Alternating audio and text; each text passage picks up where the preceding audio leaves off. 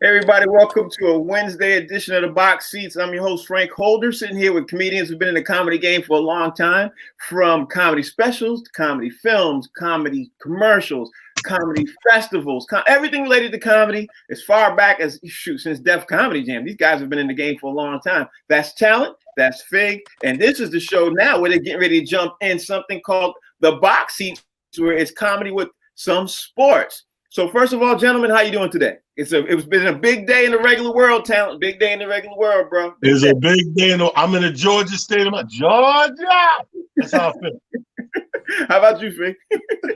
Yo, man, let's go. That's all I'm saying. Let's go, boy. Last night, the Heisman Trophy was given to a first wide receiver since 1991 when Desmond Howard got it, and that was Devontae Smith. He's the fourth wide receiver, and only four of them all together since the start of the Heisman Trophy. So this boy supposedly runs a 4.1, 4.2, and he literally got that. So congratulations to him. Why you say supposedly like you don't believe it? Bro, I got to see it to believe it. You know what I mean? Like, bro, have you ever heard anybody run a 4.2, not 4.1, 4.2? You know how fast that is? That's faster than my man on the Kansas City Chiefs. Last time I heard about a 4.2, Frank, it was 42nd Street. Yo, man, but they say this kid also. I was listening about him. They say he also he ran track or had had track, at least had track speed. He's supposed to be one of the best in the world, the fastest in the world, and they are talking about him with the Olympics. So so that's how it is.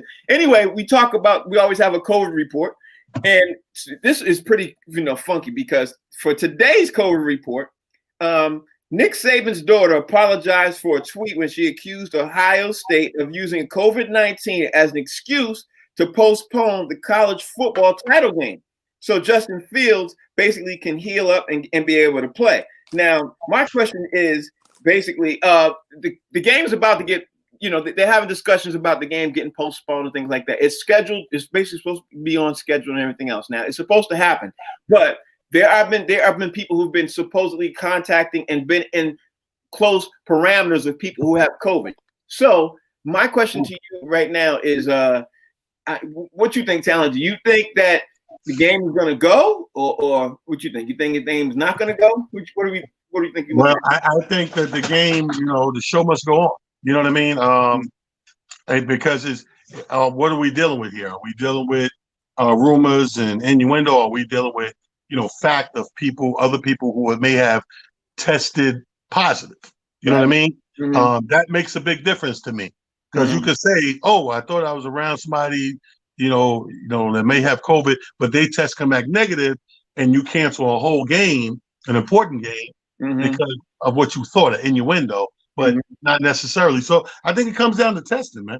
Yeah, I would definitely have to agree with that one. So what do you think, Fig? What's your thought process?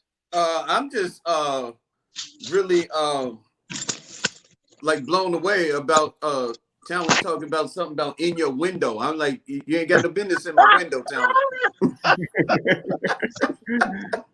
Yeah, man, I think they had to go ahead and play the game, man. You know what I mean? Listen, it is what it is, and I think the way I heard is that if the team is not affected, if the safety of the team is not affected, then they're gonna go ahead and play anyway. Yeah, now, I'll be honest with you. We all know we have this discussion. Money is the root of all this when it comes to college football, right? Like the money is the root of all of it. They're not stopping. So that's the bottom line. They're not stopping. But let's continue. Since we're having a COVID conversation, let's continue on talking about the Cleveland Browns, because at the end of the day, the Cleveland Browns are basically been moving forward. But there's been so many people in Cleveland basically contracting COVID, and the coaching staff. It seems like now the entire coaching staff has it right now. The update on it now is that Baker Mayfield is literally concerned because his offensive coordinating team and everybody around him and everything else is not going to be able to be at the game. So now, Talent, the question is going to be to you. It looks like they set up to fail. You know what I mean? Like, I don't know how he actually wins. And it's hard. Yeah, I don't like that at all, especially at that position. You need somebody looking from the outside in to give you that input. That's what those coaches are for. They see things that you can't see from the pocket. And, they give you that instructions, play to play, session to session offenses, possessions. But I don't like that at all. I mean, this is going to come down if you're on Cleveland or rooting for Cleveland, this is going to come down to raw talent. Mm-hmm. Yeah. This is going to take the technical part of football, so to speak, out of it. If you're Mayfield, Mm-hmm. And this is going to come down to raw talent, which I think I will go on the limb and say I think he possesses the raw talent to get past this. I still think they're going to win. You still okay? So talent going on record saying think they're going to win. Fig, what's your thought process? Yeah, man, it's this is one of them toss-ups, man. Like, I think, to be honest with you, I think that that Ben and the boys with Tomlin had the upper hand anyway. They had the experience. They got the veterans. They got enough players on both sides to be able to win this game no matter what goes on. And to me, it's an uphill climb. If Cleveland was 100% intact, it would be an uphill climb for them. So I'm gonna go ahead and just say, like, at least it gives them an out. You know what I mean? If they do lose. Yeah, right. I can't disagree with that. All right, let's continue on with the conversation. The big part on coming out of Philly yesterday was that there was a clip of Miles Sanders. He literally said, there was some disruption on the team, basically talking about people weren't upset and about what was going on, obviously, with my man Justin Hurts coming out the game and putting in the 4th-string quarterback. And then here's the big thing. The big thing is that supposedly some players had to be pulled back from Doug Peterson because they were going after him and possibly wanted to basically put their hands on him. Now, I don't know how true that is. I don't know how true or false it is, everything else, but you got to hold back players. My question now is the locker room lost talent? Like the locker room in Philly coming up next year, you got a quarterback situation. You got people mad at the coach. What's your thought process here in this whole thing? I think the locker room is right where it needs to be. That means these guys are totally invested in the game. Mm-hmm. And that's what the player is supposed to be mentally and physically. He's supposed to be game ready. So, yeah, I get mad at my coach and everybody, too, if they look like they're going away from doing the best thing to win. We just said that yesterday. The whole point is to have the best players on the field, to give yourself the best opportunity and chance to win. So, if I'm a player and I'm seeing my coaching staff is doing something weird or something way left, like, we can't win like that. Like, they should have whooped his ass. Mm-hmm. Okay. All right. I guess the question. Can we say that? Can we say that? Yeah. You already did. You already said it. Fig, what's your thought process? Hey, man, the thing about it is that somebody said something which never really dawned on me, man, is that a lot of these players' contracts are filled with incentives, whether you do this, but, maybe you win so many games, you have so many yards, you do this, you do that. And putting somebody else in there that not give you the best chance to win could quite possibly hurt somebody's pockets about how much they're going to get paid and what have you. To throw a 4th-string quarterback into a game, or a quarterback that's been there for 4 years, and he has never played. As a matter of fact, you drafted Jalen Hurts after you already had this quarterback on your team. If he was a guy that was going to get a look, the time to do it was certainly not the 4th quarter in the last game of the year. And I can understand players being upset by that, man, because you don't get him you're not putting them in the best opportunity to win. And, right. And that would piss me off, man. Right. That would piss me off too. Right. I think everybody right there would get upset with it. I can't, because everybody is trying to play for their contract. They're trying to play for next year. They're trying to play for their livelihood. They're trying to play just to continue to stay in the NFL. Everybody's trying to play with that. But speaking of play, we got to start talking about basically Lamar Jackson, because Lamar Jackson, he's in there's a lot of pressure. He's 0-2 in the playoffs. They were the top seed last year going into the playoff. Lamar Jackson literally was supposed to waltz in at least into the AFC Championship game. He didn't even get a chance to make that. So now the question was proposed on several outlets this morning: is Lamar Jackson under a lot of pressure to play and deliver? And I'm gonna ask you that, Talent. Do you think Lamar Jackson's under pressure to deliver? What you think? Hell yeah. I think we all was in the same boat of we was riding that Lamar Jackson bandwagon, and to come in this season and have a lackluster first half. I mean, he started to be competitive in the second half, but that first half so lackluster. He was getting his ass whooped, and the field was getting swept with him, and it was not a pretty sight. So now here you are, you get a little momentum, enough in the end to get in there. The pressure is definitely tenfold on Lamar Jackson. It's stardom a bust right now. This is, and it's sad because it's coming behind a year of us heralding the black quarterback. We were on some riding high. Like, look at the black quarterback. The mobile quarterback is now the thing again. They talked for decades how that was a bad thing. Now they're starting to hold it up, like it's the end all be all. And he was one of those front runners. And now it's like, is he? Good point. So, yeah, pressure. Good point. Fig, what's your thought process? Because now, at the end of the day, the pressure is on. I think. What's at the end of the day? Is Lamar Jackson under pressure to deliver down since he's 0-2 in the playoffs? Yeah, man. Here's the thing, man. It's kind of funny, man, that you don't give the black quarterback that much leeway. You know what I mean, to be able to develop. This is like his third year in the NFL, and he already won the MVP. He already took an organization to the playoffs. I mean, again, he lost, but it's almost like if you don't win, you a bust. And this is something that never happens to other quarterbacks on other teams. The fact that some teams would just be happy to make the playoffs. I mean, look, we've been talking about the Philadelphia Eagles, and they were mad because they lost a regular season game and they wasn't going no place. Right. And now we're talking about there's a lot of pressure on Lamar Jackson to win a playoff game. I mean, the kid is box office. He's highly talented.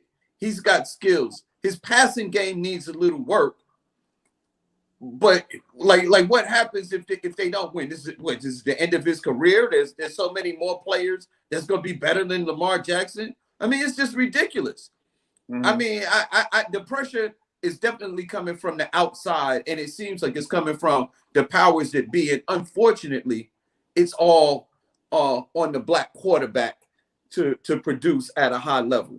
Now, I hear everything you guys are saying about that and everything else. I will go on record and saying Lamar Jackson, as long as they beat Tennessee, you know what I mean? First game, as long as they beat them, because that's what they're matching up against, I think he should be all right. But I do agree with you guys talking about with the pressure and everything on him. And plus, we didn't even talk about the pressure he must be putting on himself. You know what I mean? Like, he's got to be. I don't think he's going to beat Tennessee.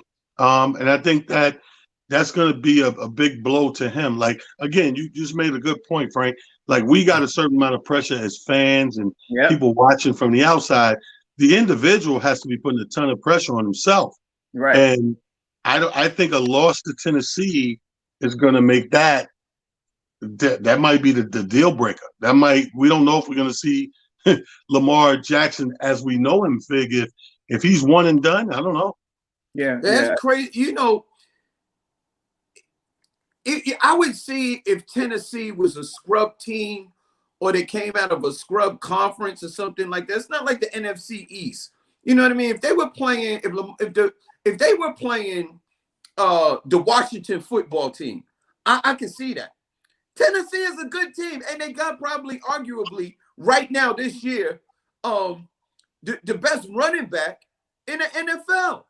Mm-hmm. You know what I mean? So, in Derrick Henry. So I'm just like, I don't think losing to Tennessee is a disgrace because it's not like they're a bad team.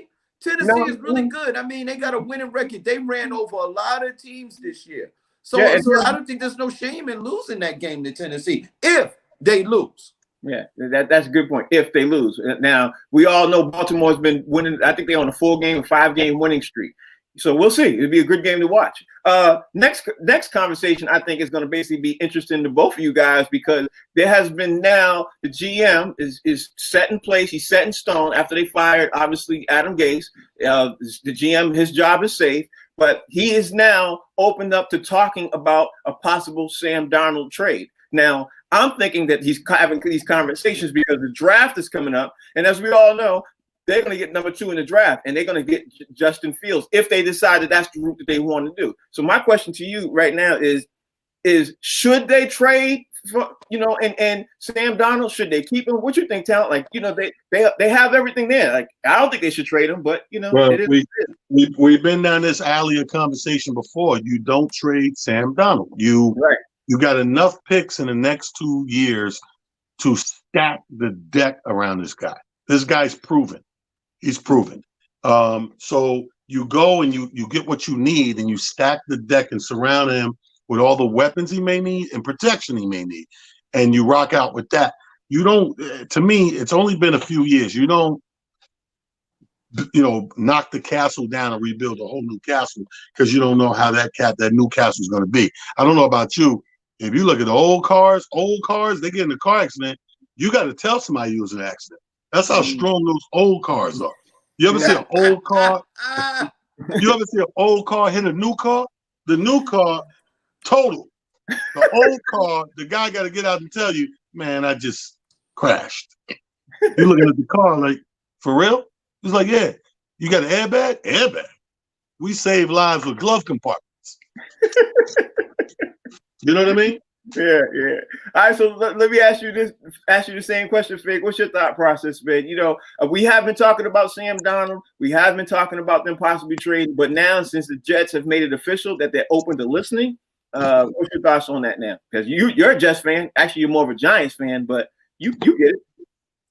The thing is that it's kind of crazy to me. We talk about a bird in the hand. You know what I mean? Mm-hmm. Sam Darnold is what you call a bird in the hand. You know what you have with Sam Darnold. Are you going to trade this dude away for, a bird in the bush? You know what I mean? You don't know what you're going to have with another quarterback that you draft. I mean, a lot of quarterbacks look good in college, but then when they get to the NFL, you're like, oh, man, this ain't good. The fact they try to get rid of quarterbacks that are getting paid a bunch of money. Look at the situation in Philly.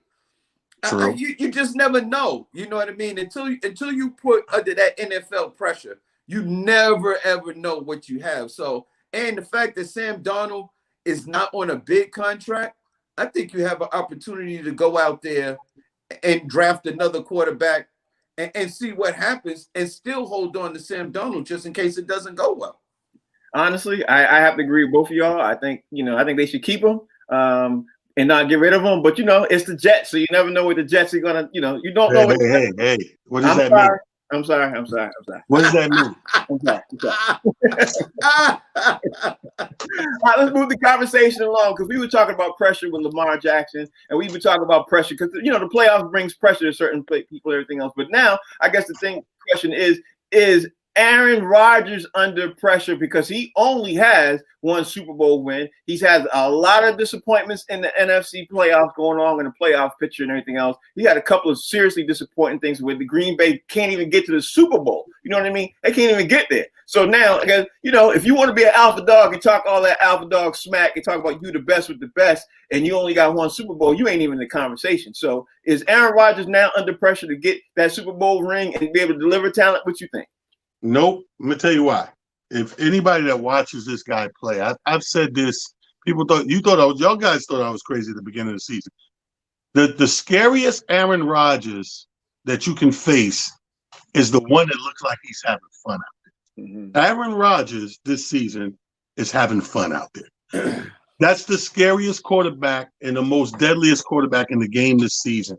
And it's because I've watched different Aaron Rodgers. I watched that frustrated Aaron Rodgers because the team didn't make the moves they should have, got receivers and stuff around them, or the line was weak and they getting mad sacks on the season. This ain't that year. This year is Aaron Rodgers who's having fun. So I think the pressure is off of him because the numbers don't lie. You know, he got the bona fide stats. We were talking about stats the other day where you get these fluff stats. You don't have fluff stats. You got real stats. And his stats stand up against the best of them.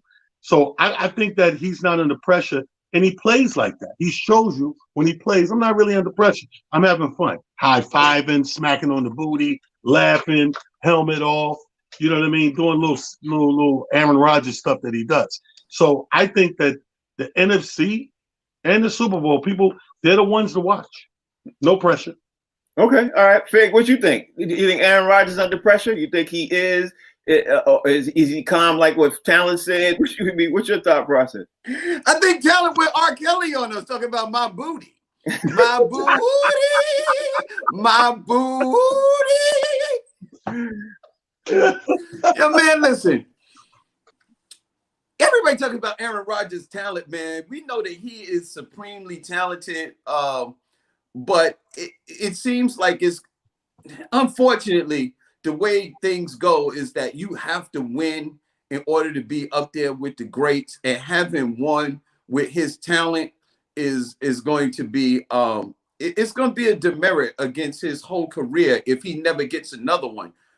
Unfortunately, because other guys with lesser talents have won. So I think what Talent said, that he's dangerous. I don't think any pressure is on him that he has to win a Super Bowl. And it's almost like going back to the Lamar thing. You know what I mean? As great as Aaron is, he only got one, and look how long he's been. Look how long he's been in the league. So why should it be a demerit against a quarterback that doesn't win, and you can clearly see he's supremely talented? Right. I can't even disagree with that, bro.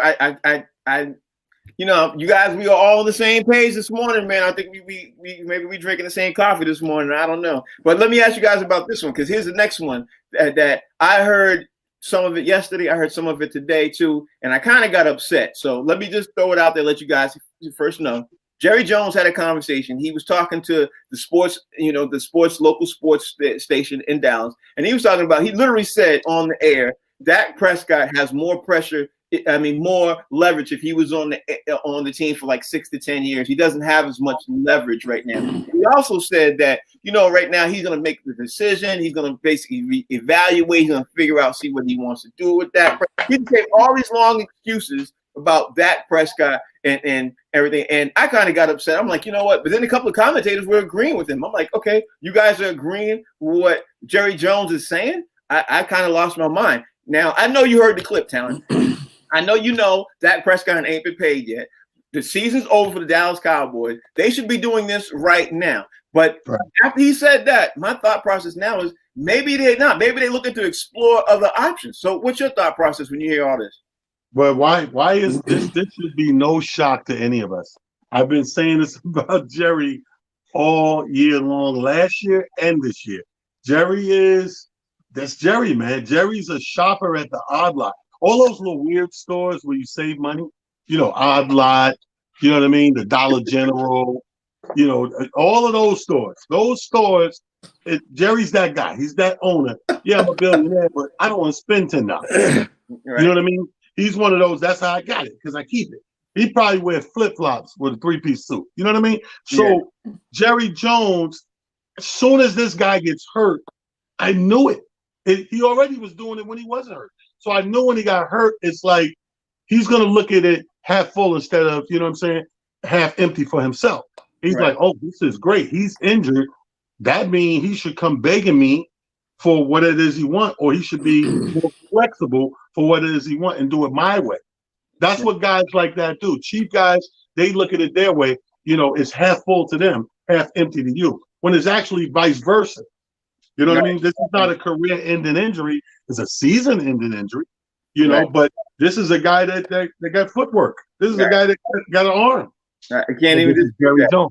You can't even dispute that. Fig, get the ball's in your court. You agreeing with this, Man, let me tell you something. Jerry Jones is slicker than a can of oil, man. That's that whole Jedi mind trick. Talk about Dak got, is holding all the cards and got the upper hand in this negotiation. So Jerry could look like the victim if Dak don't give him the discount that he wants. Man, I ain't playing that with Jerry. Jerry, you listen. Here's where the pressure is. You take that pen, put it on that check, and sign your name, Jerry. That's the only kind of pressure that we talk about right now. The pressure of the pen that you're gonna put down on that contract and sign that and write that check to Dak Prescott and get that man where he deserves, and stop trying to manipulate the people, because I see through you, Jerry. You understand? I'm seeing through all your tricks, man. I ain't playing this game with you, Jerry. I see your little gamesmanship. I ain't playing with you, Jerry. Fig. That's good, Fig. Light-skinned Bill Cosby. That's pretty good. I ain't playing with Jerry. Yeah, you know what, man? With the way Jerry's handling this situation right now, man, I hate to bring up black or white thing. I hate to even throw that, because I don't want it to be about color. But sometimes some people make it so blatantly obvious, because we all know if that was Tony Romo, his contract would have been done before the season started. Especially when Dak Prescott got the exact same numbers he got. They got the same statistics. They played the same length of time, except I'll even go out and say I think Dak Prescott is better than Tony Romo. I'll even go, and I'm not a Cowboys fan, but if you had to give me a choice of saying take Dak Prescott or Tony Romo, I would take Dak Prescott. That's what I would do. You know what I mean? Tony from Tony's Pizza is better than Tony Romo. Wait a minute. Tony Romo does have his own pizza shop. It's called Romo's Pizza. But listen, Dak Prescott did do better than Tony Romo. When you put the seasons together, and Jerry signed Tony Romo's contract early before his rookie contract was up. But he didn't do that for Dak. He made Dak wait and then asked for a discount on top of making Dak wait. And the question is why is Jerry Jones doing that? What other obviously reason could you be doing that? You got a quarterback who's literally in the top, 7, 8? At least he was, especially during the past season. He was in the top. He definitely was in the top 10. I don't know where he was. He definitely was in the top 10. And in a league, the NFL, when you got 32 teams fighting to make the playoffs, you got 32 teams trying to win the Super Bowl. And because they were in the NFC East, Dallas Cowboys literally could have been in the play. If Dak had been playing, I would have gone out on a limb and say they would have won the NFC East. And then they would be literally in the playoffs right now and obviously being able to move forward. That's what I would do. Now, why isn't this thing going on? What's the excuse he's saying? Man, that's it. That's not even a stretch, man, because Dak is clearly better than all the quarterbacks that they tried to put in there, you know what I mean, to replace him. And as bad as the NFC East was this year, I say with Dak in there that the Cowboys would have been a shoo-in to make it to the playoffs. Yeah, but you guys forget the historical fact that I gave y'all a year ago at the beginning of this season. I told you, if you check the history, all the contract disputes in Dallas with Jerry Jones have all been black players. Mm-hmm. The contract disputes never happened with Tony Romo, never happened with Troy Aikman, never happened with guys like Witten and all those guys. It never happened. It only happened with the Emmitt Smiths. It only happened with the Michael Irvins. You know what I mean? And the Darryl Owens who ended up leaving. The T.O.s, the Zeeks, like the list goes on. And now it's happening again with that. Yeah, I can't even dispute that. Anyway, we got to keep the conversation going on. So now the news broke out in Denver that John Elway basically got, he's not the GM anymore. He got a promotion is what they say. But he's still going to be doing day-to-day and overseeing the new GM he hires and everything else. My question is Denver right now, I think that they are going to make a move for a quarterback, and I think they're going to not draft one. I think they're going to try to go after y'all's boy or Mitchell Trubisky. Now, what do you got? What talent, when you hear the news like that right now, what are you thinking that they're going to do? Do you think they're going to do that? Well, I'm stuck on promotion, brother. I'm still GM, but you got a promotion. The only promotion you could get from GM is to be the GM at GM.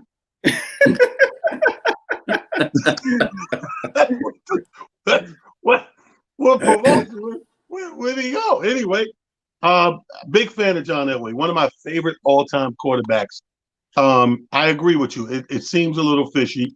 And I think sometimes they do these technical changes to give people a little more leeway to do what they're not allowed under certain titles. Make sense? Like, if I'm on a certain title, I can't talk to so and so, or I got to wait for so and so, or got to be done in this time frame or this certain way. This may be some trickery, right? Because I don't. The only thing to graduate from GM I thought was like ownership or CEO or some like the GM. He got a promotion. You don't know what it is. Some trickery here. I think he will trade for a QB. I think so too. Fig, I think he's gonna trade for a QB. I think he's going after Sam Darnold, bro. I think he's going after him. I think we might hear a trade coming from between Denver and the New York Jets before the draft. That's what I think. What's your thought process? Man, I'll tell you like this. Sam Darnold is I really think Sam Darnold is a good quarterback. That's just my own personal opinion. He's a little bit mobile. He's big. He's like, well over 6 feet. I think he may be like 6'5" or something like that. And this kid is prototypical size and everything for NFL quarterback. To go after him, I think it'd be a good idea for the other team. If the Jets lose him, God, I just hope that the person that they get, the player that they get to replace him, is as good or better, because that would be a horrible gamble to lose. You know what I mean? And you said something about Mitch Trubisky. I tried to tell you, man, he's in Chicago. You can't win with a quarterback named Mitchell. It's not happening. All right. You know what? I'll tell you this. I'll tell you this. Whatever John Elway does, he doesn't really make busts. You know what I mean? Denver doesn't really. No, he's good. Yeah, he makes some great moves. Newsflash. Let me just say this real fast. Trevor Lawrence has officially declared for the NFL draft. Nobody's surprised by that. My only thing I would say this to you guys right now is that if Justin Fields went number 1, which I doubt, but if he did, I wouldn't be surprised, because that boy's balling. You know what I mean? And he's going to declare for the draft, I'm sure, right after the college football playoffs he's doing when they face Alabama. I'm sure that's going to happen. But now we got to get ready to talk about the NBA, because, man, last night they played a game against the Grizzlies. They haven't lost on the road yet. They looking pretty good. If you're a Los Angeles Lakers fan, which I know you're not, the people in Los Angeles have to be pretty happy with the way the team is playing right now, and they're not taking players off. All their stars are playing. They're not doing you all sit for a couple of games. They're not doing that. That game management, that player, they're not doing that at all. So I guess the obvious question here is talent. What are you thinking about the Los Angeles Lakers right now? I know it's early, but what's your call with the Lakers right now? They obviously off to a good start. I do like the start that they're off to. I like the play that they're playing. They're winning big games, and they're keeping the games close. Here's the thing: I watched the other game, the last game, no blowout, tight game, for the most part, and they're just in it. You can see that they're pacing themselves, and more importantly, I'm more excited about them off the court, because LeBron included, these guys are speaking out against, what's going on in society. At the same time, You're trying to do your profession and play the best of your ability. You're not being oblivious to what's going on out there. Right. And I like that.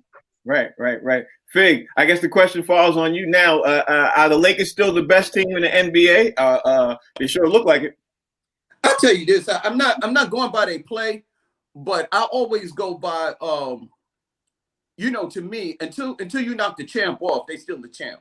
Mm-hmm. You got to beat them, and we're not going to find that out until June. You know what I mean? During the playoffs and or the finals. So, as far as I'm concerned, the LA is going to be the best team in the league until somebody beats them in the playoffs or the finals. So they're always going to be ahead as far as I'm concerned. I mean, they look decent, now playing. I think their players are, together. They look good. They got that chemistry going early. But again, it's still early in the season, and a couple of other teams they went against have made trades and changes and stuff like that. So I'm waiting to see. The big game to me is when the Lakers play somebody like the Nets, or they play somebody like the Clippers, or quite possibly I'd like to see them right now against a team like Philly. Mm-hmm. Those are the teams that I think could challenge the Lakers, and those are the only teams I'm going to get excited about the Lakers beating. Now, you know what? I think you're absolutely right. Sometimes people, as fans, we get too excited because it's too early in the season and we like to see the things that we like to see. But I will say I looked at the Lakers play a little bit last night, bro. They did look pretty good. But I also will say if Ja Morant had played, they would have lost that game. I will say that. You know what I mean? But I was about to say, you also got to say it's the Grizzlies. Yeah, that's true too. Okay, let's have this hypothetical right now. I want to throw this question out there right now. With the core that the Golden State Warriors have right now, I heard this topic on sports radio this morning. I saw on ESPN this morning. It was crazy. I said a lot of people are talking about this. Do you think talent with the core that Draymond Green, you got Steph Curry, you got Klay Thompson right now? Do you think that core right there will ever win another NBA championship before they go their separate ways? Yeah, I think so. I think they got at least one more in them. I think it's just a matter of getting everybody on the court together, barring injury. They're no worse off than they were a season or two ago. But again, you got to get everybody together. You got to get the band back together.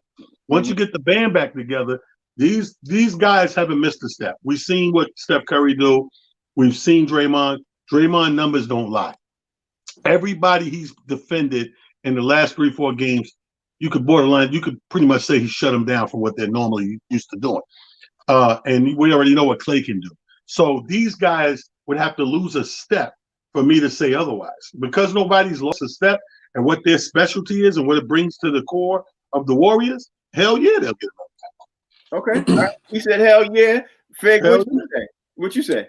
I said it earlier in the year before we got back to the NBA season. This is pre Klay getting injured. I felt like they were going to be a contender this year, just with the fact that they had Klay and Steph. The good thing about these guys is that their game is not predicated on athleticism. So I think they'll be able to play into their later years because, you don't lose your shot. You know what I mean? Just because you're 32, 33, 34, you're not going to lose your shot. What usually goes with guys, is their athletic ability, those guys that play above the rim. So I think if barring injury and the Golden State Warriors are healthy, I think they can definitely challenge for another championship, especially with the addition of this dude Weiss, man. I know I keep talking about this kid, but I really like him because he's a mobile 7-footer. Just say it, man. They got nothing but shooters around him. You got a crush on him. You got a crush on him. Just say you got a crush on him. Maybe a loser. I like those. I like centers that play like a center. You know what I mean? And centers that try to play like a point guard. It's just like Okay. All right. Let's keep the show moving on. Spencer Dinwiddie for the New Jersey. Whatever. What's his name again? Dinwiddie. Yeah, there you go. He got injured, right? And when he got injured, it looked like the Nets now started going out and trying to look to see if they could get a trade. And the names have been coming back. Two names. One is Lou Williams. The other one is obviously James Harden. Everybody keeps talking about James Harden all the time and everything else. Town, do you think the New Jersey Nets should explore a trade, and should they wait for Spencer to get back? And because if you got to make that trade, what's going to happen. You make the trade, and you're going to lose some pieces. What's your thought? Yeah, my thing is they should not do anything. You waited. You took the biggest gamble. You out-gambled the Knicks, and you got Kevin Durant because the Knicks wasn't willing to max out and wait a year, not knowing what the outcome is going to be on the other side. The Nets out-gambled the Knicks to get this guy and pair him with Kyrie Irving. They just got together. They just start playing for you, and they're pretty much doing what you thought they would do.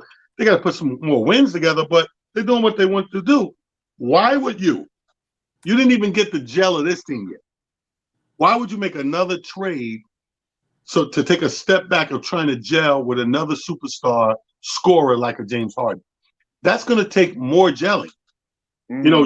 We've seen this in the NBA for decades. You can put all the people you want together. If you don't give them time to gel, it happened with the best in the game. They say LeBron's the best. LeBron had to gel time and time and time again. I agree with that. I definitely agree with that. Fig, the ball falls in your court. Do you think the Nets should explore the trade or and try to get Lou Williams, or you think they should still go down the lane that they're doing, trying to get James Harden? But because they got to leverage some of their future to do all this. What you think? Leveraging the future doesn't seem like a good idea because right now I think if they're healthy, they're good enough to contend for a championship right now. Right. Going for Lou Williams, you basically just getting another scorer. I mean, how many scorers do you need on this team? You got KD, you got Kyrie, you got Harris. You know what I mean? You got LeVert. This kid Allen, the center, is dope. You got DeAndre Jordan. I'm like, dude, you got enough to win. You got a decent bench. I don't know the extent. My only problem is I don't know the extent of Dinwiddie's injury and if he could come back this year. But if the kid could come back this year, as far as I'm concerned, the Nets are box office, and they really don't need another player, you know what I mean, or another scorer. I mean, not unless they're going to go out there and play with two balls. Pause. Pause. That's not what I meant. You got one ball on the court. You already played with the balls. With that hand. Put that hand up. You know what I mean? How many guys can have the ball at one time? You got Kyrie, KD. You're gonna put Lou Williams. Lou Williams is a scorer. Yeah, it's just like, how you gonna do that? And then add James Harden is adding another guy who needs the ball in order to be effective. Neither one of you're not adding a defender in either one of these guys. James Harden, Lou Williams. None of these guys play really good defense. So basically, you're just trying to it's some Mike D'Antoni Jedi mind trick. We'll just outscore everybody. Yeah, that seems the road they're going. But anyway, my man, Mr. Rodney Perry, decided that he had to join us in there. So I'm kind of happy that he's in it. So Rodney Perry, how you doing today, brother? I know you late, but I don't know if you heard all the topics, but it's all good. How you doing today, brother? No, I wasn't unable to listen. I had to take care of some business this afternoon with my daughter, but I definitely wanted to pop in and tell you, Fig, I disagree. And talent, great analogy. Okay. All right. Well, since you're in there, we're gonna keep the show going. We're gonna ask some questions. I guess I'm gonna start the next question out there with you and say, let's see, where am I at? Okay. Now, yesterday we had a discussion about this, and it was basically about Toronto trading Kyle Lowry. Now, the thing is, this morning when I checked the NBA stuff, I'm start with you, Rodney Perry, because you just joined the show. Start with you. It's official. Toronto is definitely out there trying to trade and trying to see what they get for Kyle Lowry. They want 2 draft picks. You know what I mean? They want 2 draft picks. So what's your thought process when you hear Toronto's made it official? They got Kyle Lowry out there on the block. Let me tell you something. I like Kyle Lowry. I think he's a great player. And he could possibly even fit in, even with a, you know what? I'm not going to say that. You stuck with Kyle Lowry, Toronto. With Kyle Lowry, you serious? you don't get out of here. No. Okay. All right. You definitely ain't gonna get no 2 picks for him. I promise you that. I agree with that. What you think, Talent? You think he should get 2? You think they gonna get 2 picks for Kyle Lowry? Because I thought that was like ridiculous. You asking for 2 picks for Kyle Lowry? I can see 1 pick. 2? I think Kyle Lowry needs to sit his ass still. Some players they just go with the team. You know what I mean? Like they go together. Like just sit your ass there, man. Just watch that revolving door for the next 2-3 seasons. You can't give up nothing crazy for Kyle Lowry right now. That's one of them things you do right after the championship, not right after you bum after the championship. Timing is everything, bro. Yeah, 2 picks. I think that's a little extra. Okay, so you on the record saying that that's too much. Fig, what's your thought process? I don't know what kind of picks they're looking for. I don't know if they're looking for first round picks, but you can give up 2 picks for Kyle Lowry. You can get a Popeye's chicken sandwich and a Happy Meal. Both of those picks for Kyle Lowry right there. That's or 2 toothpicks. Yes. All right. Well, I hear what y'all are saying. Let me ask the next question because Roddy is gonna get these dudes kind of excited. I'm gonna just say this. I'm saying right now. So the question is should the Knicks trade for Karl Anthony Towns because the Knicks have been in contact with Minnesota right now and they've had discussions for Karl Anthony Towns and Julius Randle. Now I'm gonna start with the New York Knicks. One New York Knicks fan with of course my man Talent. Do you think the Knicks should trade for Karl Anthony Towns for Julius Randle? Because you know how good Julius Randle's doing right now. But the Knicks want Karl Anthony Towns. Karl Anthony Towns wants out. What's your thought process? Hell to the now. Don't do it. Don't. I like Karl Anthony Towns, but right now Randle is showing you greatest potential. Like I didn't know dude had it in him. You know what I mean? You could throw some other type of pieces, some other positions in there, some smaller playing dudes. But when I trade, I would not do that, Frank. I would not do that. That's not a trade I would do. I give you some other pieces if you want, because I like Karl Anthony Towns, but Julius Randle he's reborn. Okay. All right. Brother's reborn. I'll leave it at that. Now let me ask the biggest Knicks fan I know on the planet. Craig, what you think? Man, I don't understand. I think didn't Tibbs coach Big Cat before? Didn't he coach Karl Anthony Towns before? Mm-hmm. I thought so, man. I mean, I like Karl Anthony Towns, man, but I mean, I'm just thinking to myself, how many big men are we gonna put on the Knicks? I like what we have now. Do you want to give up Nerlens Noel and somebody else and Frank Ntilikina? Yeah, that's who I give up. But I'm not giving up Julius. Julius Randle is our top scorer. It's the same thing the Knicks did last year, and they gave up one of the Morris brothers, man. I'm like, yo, man, he was our top scorer. Now Julius Randle's our top scorer. You gonna give up him? It's like it don't make sense. I don't see Karl Anthony Towns having the same ability to do the same things that Julius Randle was doing. Julius Randle is hitting 3-pointers. He's rebounding. He's outscoring everybody, and I just don't see. I just don't see it happening. All right, I guess the question then falls on you, Rodney Perry. What you think? Well, you know, I mean, I talked about Karl Anthony Towns yesterday, and we was talking about another team, but I actually like him going to the Knicks. The Knicks are not going to have to clean house to get him. They may have to make some sort of trade, but they're not going to have to. They're not going to have to back the truck up for this guy, and he could still make a legitimate difference in their squad. I'm not against this, man. I think Karl Anthony Towns could be a good look for the Knicks. You know what? I'm gonna go on record and say I think Karl Anthony Towns would be a good look for the Knicks as long as they don't give up. As long as they don't give up Julius Randle. If they give up, I don't think they have to. They don't have to though. Yeah, but unless they give up maybe future draft picks, like maybe for 2022, 2023, and maybe a lesser known player, maybe Minnesota might be for that. I mean, who knows? But we all know the New York Knicks management doesn't think like that. They're like, oh, you just can't get rid of Julius Randle right now. People don't know this, but he leads the league in locker room minutes. Mm-hmm. Yeah. What a locker room bullshit stat? That's a bullshit stat. You know what? I'm not even going to dispute that. I'm not going to even get into it with you, Mr. Taylor. I'm not either. Because I could go with that, especially just talking about the stats. But I want to keep the show going and ask the last question of the show. Because I've been listening to, what I do. The big topic right now that Sports Talk Radio was talking about last night on ESPN Radio, which was kind of weird, was they were saying the Miami Heat seems to be literally in trouble because their points per game and everything else is down. Their scoring is obviously down. Their defense is down. Everything is all the way down, all the way around. They haven't made any big move for trade. The James Harden deal they were trying to get that didn't go through. All the things they're trying to do just aren't panning out. Is Miami Heat in trouble, talent, for the year, or it was last year basically a flash in the pan? What you think? Well, I would have to see Pat Riley and how he looks right now. If the mousse in his hair is still slicked back perfectly, ain't nothing to worry about.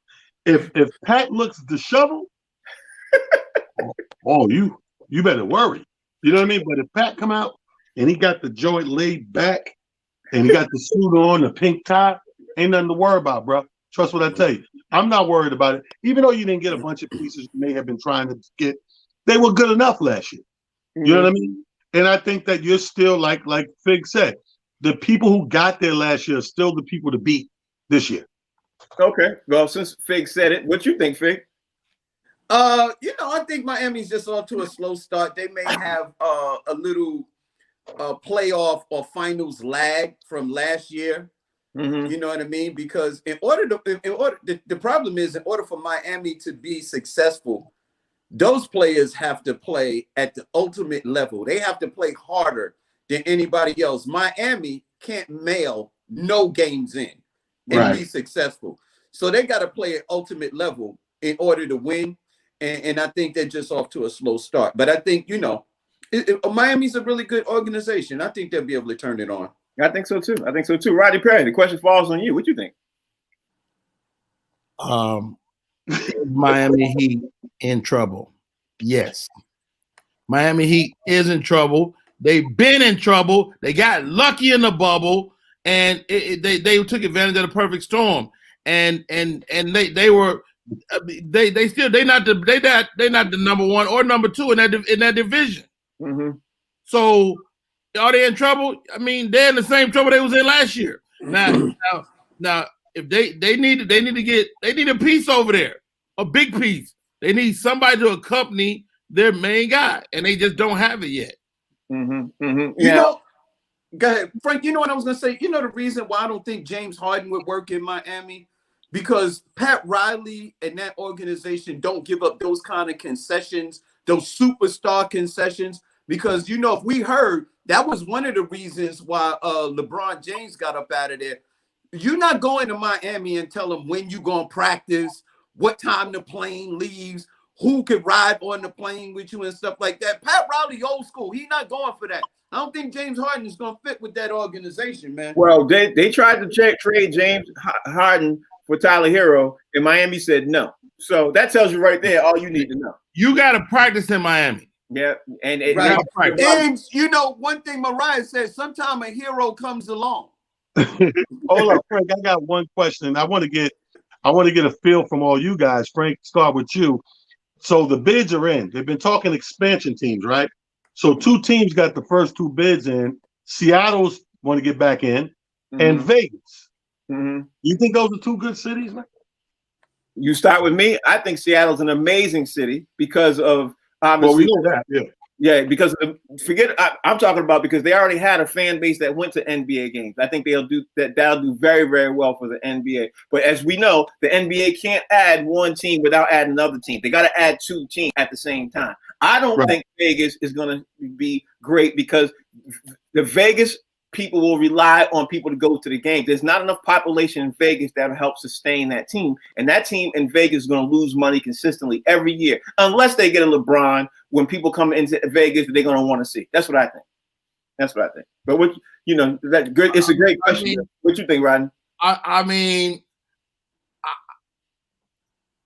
Vegas just got an NFL franchise, so it's not beyond them to get an NBA franchise. And people like going to Vegas. That's just an added attraction. Yeah, but the NFL plays 1 game a week when the regular NBA season is in Las Vegas. You're relying on 3 or 4 games during the week. If 1 game versus 3 or 4, people don't make that kind of money to go see those kind of games. And then the people who do make money are going to be in and out. That's why I don't think it's a great idea for Vegas. I think you need to look at somewhere in Middle America or somewhere down in New Mexico or somewhere where there's not an NBA team in driving distance anywhere. And look at that instead of the obvious Las Vegas thing. That's what I think. Right. I mean, I don't completely disagree with you, Frank, because Vegas is definitely a tough city. If you're gonna be on the West Coast, I will go to Seattle, and then the second team be a team on the East. What you think, Talent? You asked the question. Talent. The Fig. All right. Yeah. Well, here's the thing, man. I love Seattle. You know what I mean? Because I remember the Supersonics. You know what I mean? With the Rain Man and Gary Payton, the glove. You know what I mean? I love the Supersonics. Vegas, I'm a little out on the Vegas. Not really sure, man, because you need a certain type of player and he has to have a certain type of discipline to be able to restrain yourself in a city like Vegas. Mm-hmm. You know what I mean? And you know, I just don't know. And then on top of that, you know what I mean? Add to all of the different attractions around in Vegas. And like you said, Vegas is pretty much like a tourist town. So I don't know if they're going to get the fan base out there. We still don't know with the football team because we in the COVID, and we don't even know if they're going to get fans to come see the football team because you can't even explore that now because we in COVID. So you can't have fans. So we really don't know what a town like Vegas would do. Here's my fan base. Here's my thing. When I heard this, I immediately, first of all, I was mad at Seattle because shouldn't have never got rid of the team. You know what I mean? Goddamn Indian giver, man. You know what I'm saying? Oh. Like, you shouldn't be allowed back. That's first of all. But it is a great city to have a team. Now, Vegas, I'm going to say what one of the people just typed in on the messenger and said the same thing. The first thing came to my mind. I always thought, what took Vegas so long?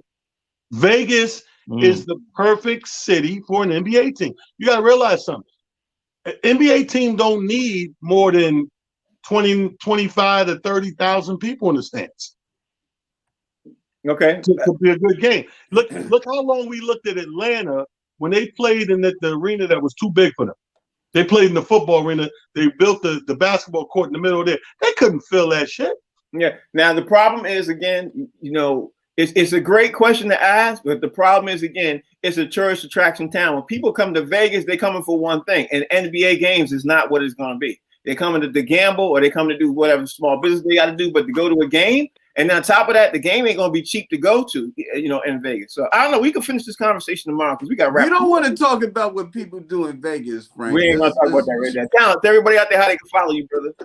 I'll be in room 433 at the Wynn Hotel in Vegas. See, that's the problem. See what I'm saying? Rodney, Yo, hey man, I'm easy to find. Rodney Perry Live, YouTube and Facebook. Holla at your boy. Thanks for the follow. Fig. Yo, man, I built I'm gonna be upstairs. I built a small version of Magic City in my house, and I'm going up there and have some wings. Everybody, Rodney, tell everybody about your show last night that I slept right through. Tell everybody about your show. Oh, it's all good, man. The show is called Improv Live, man. Super excited about it. It's fun. It's interactive. It's improv at its best, man. And it went off without a hitch last night. So I'm going to have to get my brothers on here real soon, man. Play some games with me. Okay, now tell everybody what time it's on, bro. Tell them the time. Oh, tonight at 10 o'clock, we go live at 10 p.m. Eastern Standard Time, Improv Live with my guest for the night. But I'm on box seats every day. There it is. This is a show called The Box Seats. It's on every Monday through Friday from 1 to 2. We also rebroadcast on the Humor Mill channel from 3 to 4. You can download the app, the Humor Mill app, or you can call your cable service provider. They ask for the channel. We'll be back tomorrow. We hope to have some guests at the end of this week and some next week. But hey, if we don't, we're still having a great conversation. So we'll see y'all tomorrow. Same bat time, same bat channel. Thanks, guys. Bye, Menon.